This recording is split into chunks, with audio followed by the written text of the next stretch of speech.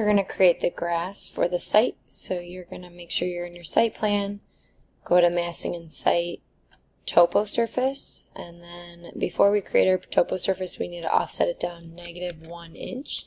That'll make sure it'll go below our floors.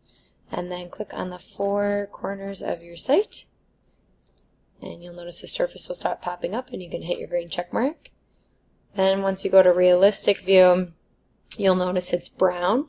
So go to 3D view, click on your site, and now we need to change the material of it by going to material, clicking on the 3 dots. We need to create a new material, name it grass,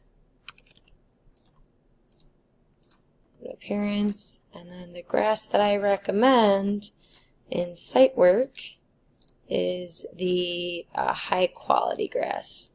Load that in, hit OK, and sometimes it doesn't do it the first time, so you just have to click on it again and then click on your grass, which is already made, and then it will turn green.